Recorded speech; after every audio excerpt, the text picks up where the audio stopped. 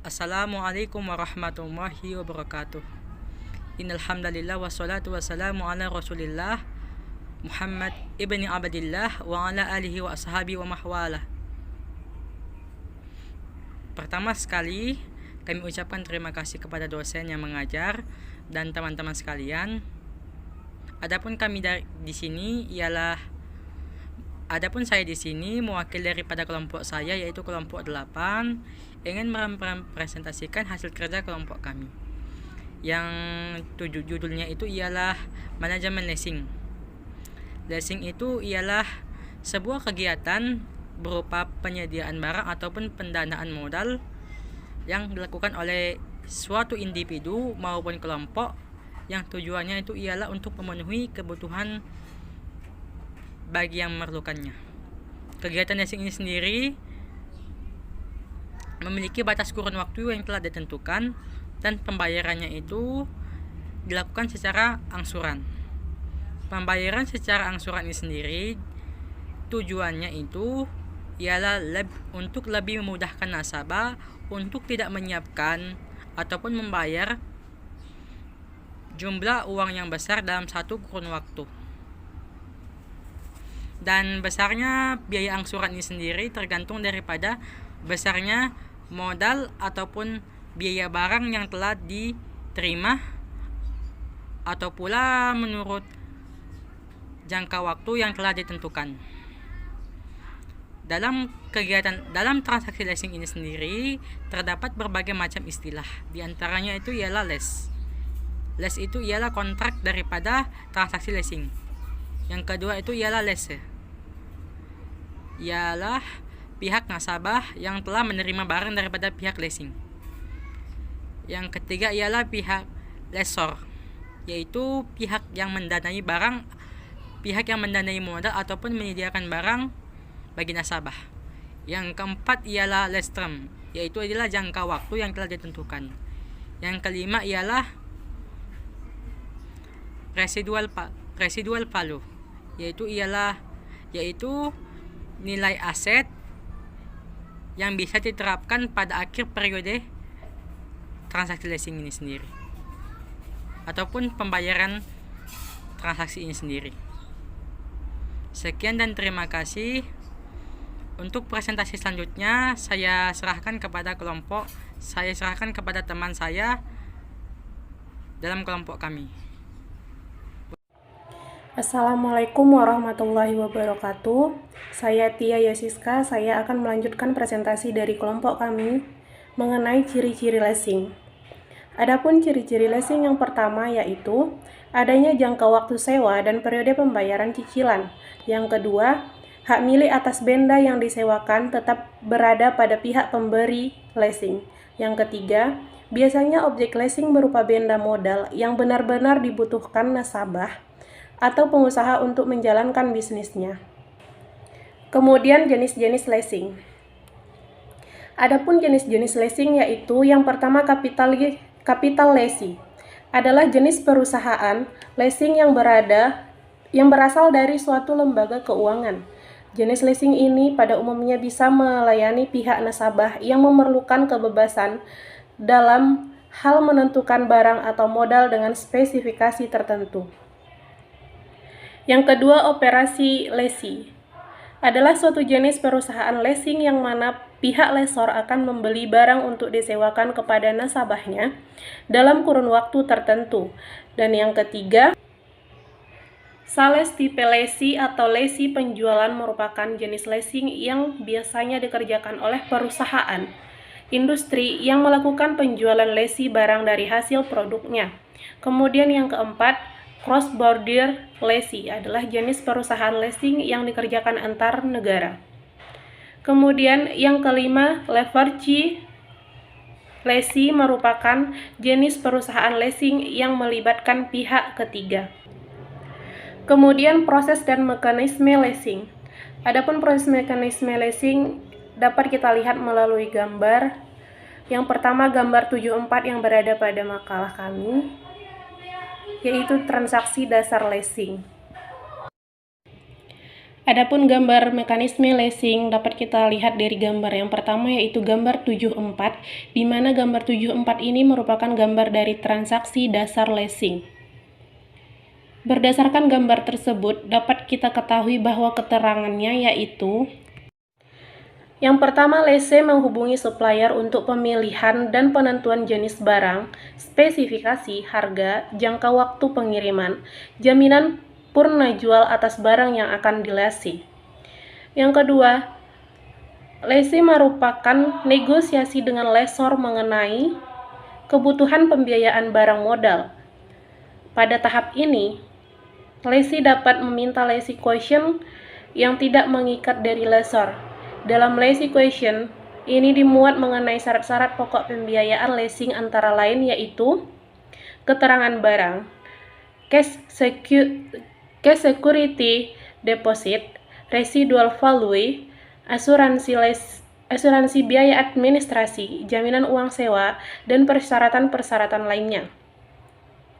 Kemudian yang ketiga, lessor mengirimkan letter of offer atau commitment letter kepada lessee yang berisi syarat-syarat pokok persetujuan lessor untuk membiayai barang modal yang dibutuhkan lessee tersebut. Apabila lessee menyetujui semua ketentuan dan persyaratan dalam letter of offer, kemudian lessee menandatangani dan mengembalikannya kepada lessor.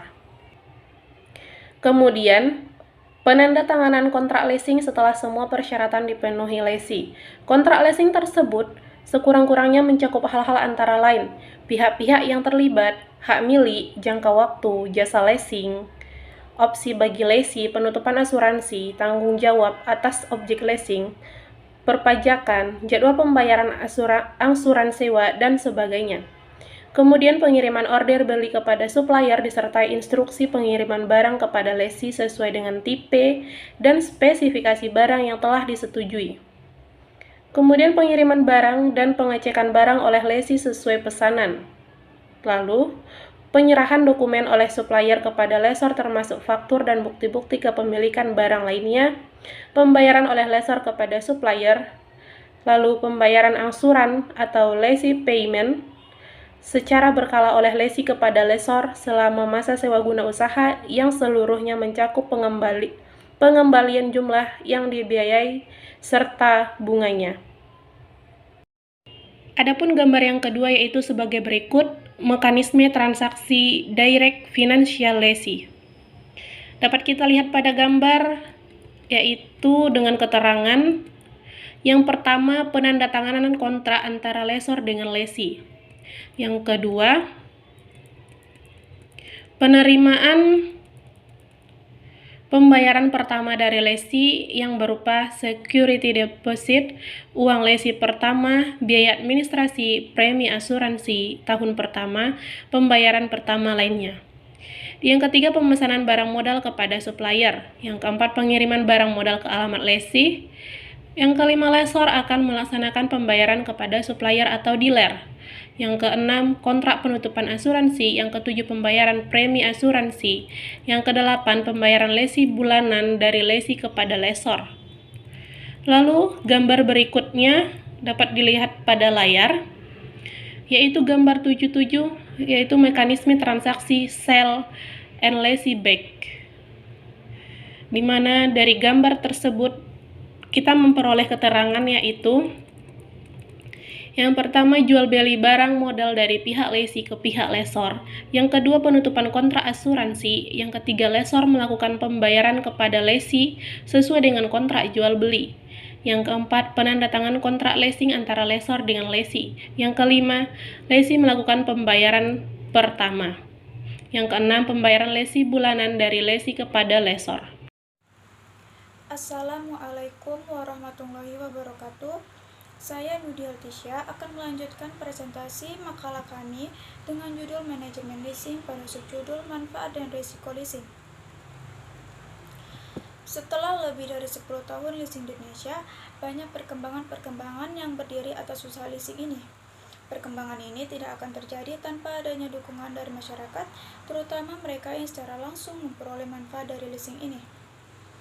Leasing sebagai alternatif pembiayaan memiliki beberapa keuntungan dibandingkan dengan sumber pembiayaan lainnya. Antara lain, yang pertama menghemat modal. Dengan adanya sistem pembiayaan dari leasing ini, maka lese dapat mendapatkan dana untuk membeli barang modal hingga sebesar 100% dari harga barang tersebut, sehingga lese dapat memanfaatkan modal yang sudah ada untuk keperluan lain. Yang kedua, fleksibel. Fleksibel merupakan ciri utama bagi kelebihan leasing dibandingkan kredit dari bank, baik fleksibel dari sisi struktur kontraknya, besarnya pembayaran rental, jangka waktu pembayaran, serta nilai residunya. Yang ketiga, dokumentasi. Dokumentasi sederhana leasing biasanya menggunakan dokumentasi yang sudah standar. Hal ini menjadikan lese lebih simpel dalam melakukan transaksi leasing. Yang keempat, pembiayaan proyek berskala besar. Dengan adanya keengganan untuk memikul risiko investasi dalam pembiayaan yang sering kali menjadi masalah di antara pemberian dana, biasanya dapat diatasi melalui perusahaan leasing, sepanjang tersedianya suatu jaminan penuh yang dapat diterima serta kemudahan untuk menguasai barang yang dibiayai apabila terjadi suatu kelalaian. Dan yang kelima, cara memperoleh barang modal dipermudah, mengurangi risiko inflasi, dan terlindungi dari risiko keusangan atau kemajuan teknologi. Dengan memanfaatkan leasing, lese dapat terhindar dari risiko akibat barang yang disewa tersebut mengalami ketinggalan modal dan teknologi. Dalam suatu kontrak leasing, objek leasing sering dimasukkan dalam perjanjian bahwa barang yang sedang disewa tersebut dapat ditukar dengan barang serupa yang lebih canggih apabila kemudian hari terdapat penemuan-penemuan yang lebih baik daripada produk barang yang sejenis. Secara umum, beberapa segi keunggulan dari leasing ini adalah: yang pertama, sewa guna usaha menawarkan penghematan dibandingkan pembeli. Yang kedua, sewa guna usaha menyediakan sebuah sumber modal alternatif. Yang ketiga, sewa guna usaha menyediakan pembiayaan keuangan yang tetap. Yang keempat, sewa guna usaha memperluas jarak keuangan. Yang kelima, sewa guna usaha memungkinkan penganggaran kas yang lebih fleksibel. Yang keenam, sewa guna usaha melindungi kredit yang sudah ada.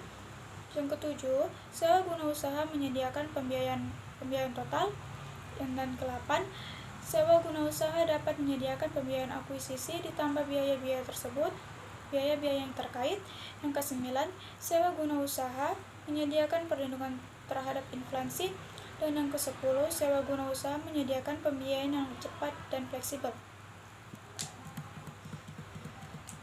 Adapun keunggulan leasing secara ekonomi adalah sebagai berikut.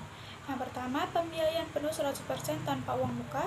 Yang kedua, persyaratan relatif tidak ketat tanpa syarat jaminan tertentu. Yang ketiga, pembayaran angsuran relatif fleksibel. Yang keempat, tidak harus dicantumkan dalam neraca atau off balance sheet. Yang kelima, terlindung dari resiko keusangan. Yang keenam, pembiayaan produk berskala besar. Dan yang terakhir, tingkat keamanan pembiayaan lebih terjamin. Adapun risiko atau kelemahan leasing ini ialah: yang pertama, perjanjian leasing dapat dibatalkan setiap saat.